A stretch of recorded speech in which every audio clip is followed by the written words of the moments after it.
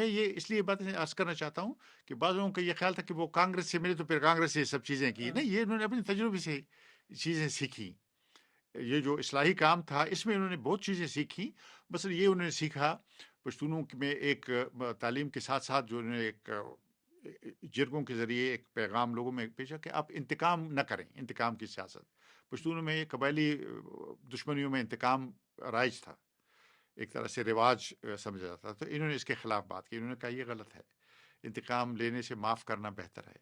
اور کیونکہ مردہ تو زندہ نہیں ہوتا نا، آپ دوسرے کو وہ مار دیں گے. پشتون ولی میں وہ ایک لفظ ہے جو وہ استعمال جی، کرتے میں یہی اس طرف آ رہا تھا کہ جو پشتون ولی کا نظام تھا یہ تو بڑا پرانا تھا، اور یہ ایک طرح سے ریاست سے پہلے پری اسٹیٹ ہیں. دور کا نظام تھا، قبائلی نظام تھا، جس میں پشتون قبائل اپنی اٹانومی رکھتے تھے اور یہ نظام کے ذریعے ایک سوشل کوہیژن رکھتے تھے. لیکن باچا خان نے اس میں، یعنی باچا خان کا یہ جو کردار ہے اس پر بہت کم لوگوں نے روشنی ڈالی ہے. انہوں نے در حقیقت پشتون ولی میں اصلاحات کی، 3-4 قسم کی اصلاحات کی. یہ تھوڑا سا اس پہ روشنی بعد میں ڈالوں گا. پہلے میں یہ عرض کروں کہ ان کو یہ اندازہ ہوا تو انہیں انتقام کے خلاف اور یہ جو طبقاتی اونچ نیچ ہے اس کے خلاف انہوں نے بات کرنا شروع کی.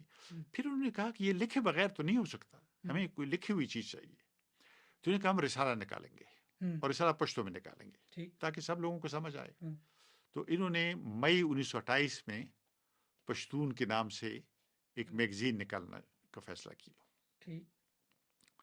اور یہ جو اصلاحی پروگرام تھا یا جو ایسا ایسا ان میں آزادی کے خیالات پیدا ہو رہے تھے، یہ اس رسالے کے ذریعے چھپنے لگے اور آڈینس تک پہنچنے لگے. اب لوگ مدرسوں میں پڑھ رہے ہیں، ظاہر ہے پڑھنا سیکھ چکے ہیں، اور مزید جو ان کی سماجی تربیت ہے اس کے لیے انہوں نے ایک رسالہ شائع کرنا شروع کر دیا ہے. بالکل.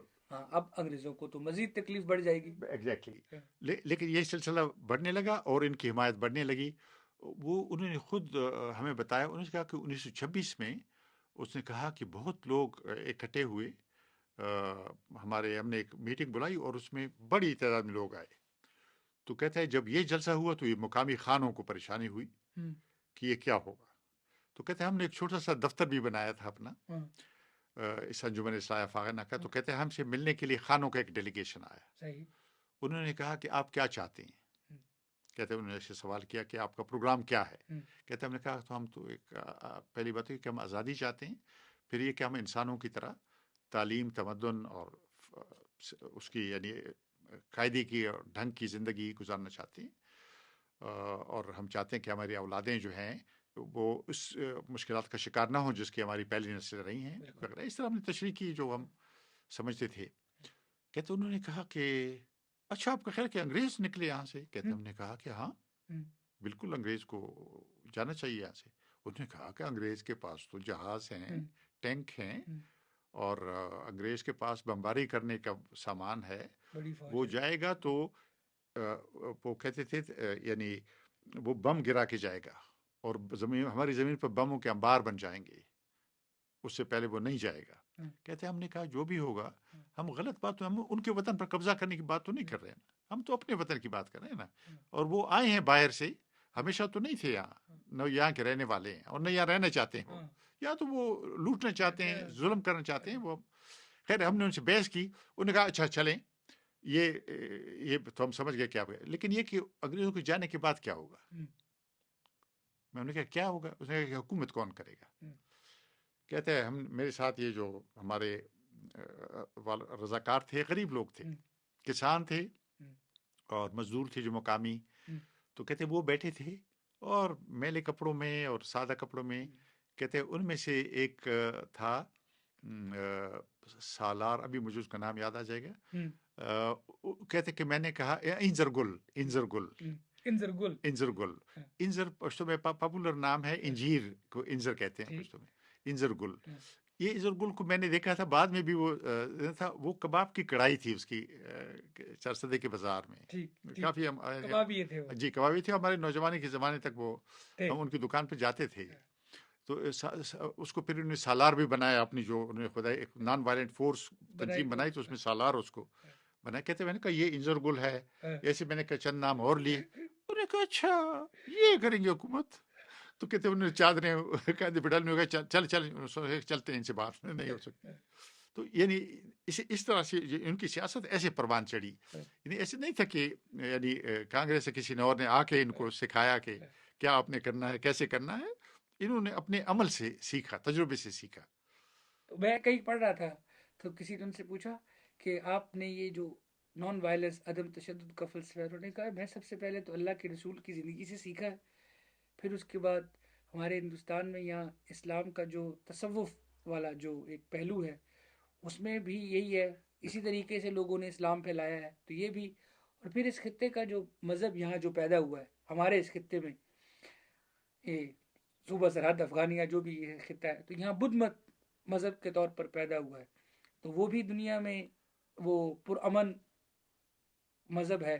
اور پھر ہم پشتون ہیں، ہماری پشتون ولی میں معافی جو ہے وہ ایک ویلیو کے طور پر، ایک قدر کے طور پر شامل ہے. تو یہ عدم تشدد تو میں نے ان 5 ان سے میں نے سیکھا. ہاں بالکل یہی ہم نے بھی ان سے سنا ہے کئی بار.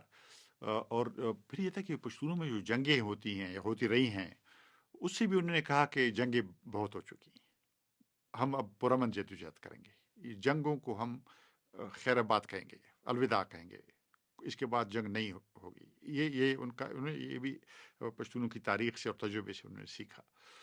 تو بہرحال ایسا ایسا خیالات ڈیولپ ہونے لگے، اور ایسا ایسا ان کے پاس ایک میسج بننے لگا یہ سرگرمیوں سے.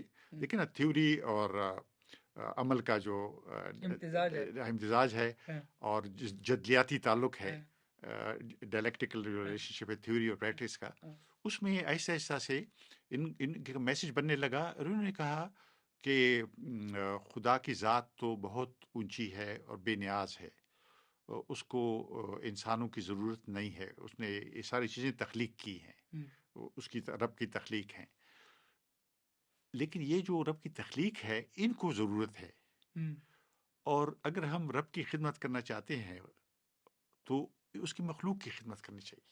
بہترین. اور یہ میسج ایسا ایسا تو 1929 تک جب یہ پہنچے، 1928 سے لکھنا بھی شروع ہو گیا، تو پڑھے لکھے لوگ کچھ جمع ہونے لگے.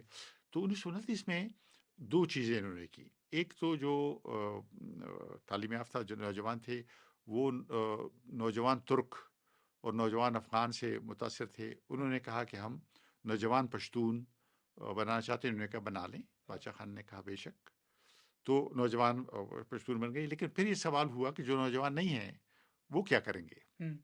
تو پھر انہوں نے کہا کہ اب ہمیں ایک بڑی تنظیم بنانی چاہیے جو اصلاحی کام بھی کرے اور سیاسی کام بھی کرے. تو 1929 میں انہوں نے خدائی خدمتگار تحریک کی بنیاد ڈالی، جس کا پیغام جو تھا، جیسے میں نے پہلے عرض کیا، یہی تھا کہ اصلاحی کام، تعلیم، انتقام کے خلاف مہم، طبقاتی تفریق کے خلاف مہم، عورتوں کو تعلیم دلانے کی تحریک بھی اس کا ایسا بنی.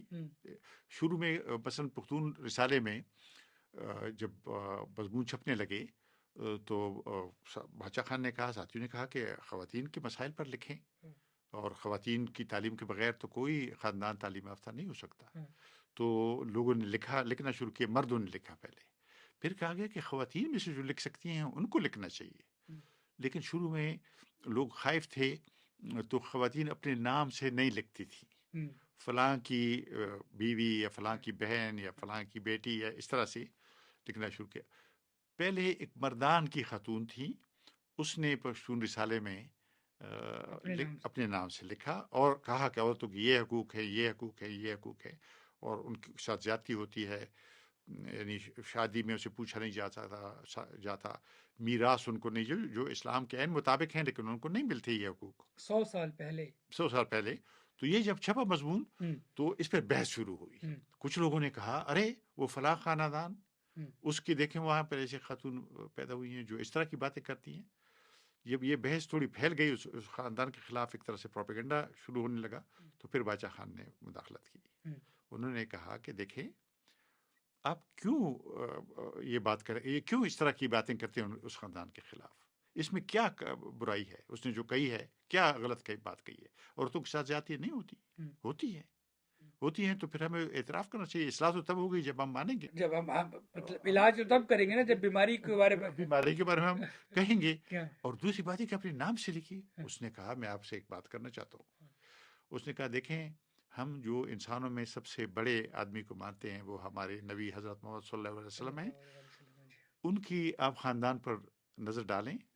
ان کی بیٹی, ان کی بی بی فاطمہ ہے, بی بی فاطمہ, ان کی زوجہ بی بی عائشہ ہیں, جی خدیجہ ہیں, خدیجہ, اور ان کی والدہ صاحبہ بی بی آمنہ, ان کا نام ہم روزانہ اس میں جمعے کی نماز میں لیتے ہیں. اور آپ کی خواتین آپ کے خاندان ان سے بڑے ہیں, آپ کی خواتین کا نام نہیں لیا جا سکتا. یعنی کیا, کس دلیل پہ یہ غیرت کا کال یہ, ہاں کیا معیار ہے, دلیل کیا ہے آپ کے پاس؟ ذرا کسی کے پاس کوئی دلیل تو نہیں تھی. بالکل یہ تو جہالت تھی جو رائج تھی شروع سے. تو اس طرح سے انہوں نے یہ لوگوں کے ذہن کھولے کھودے.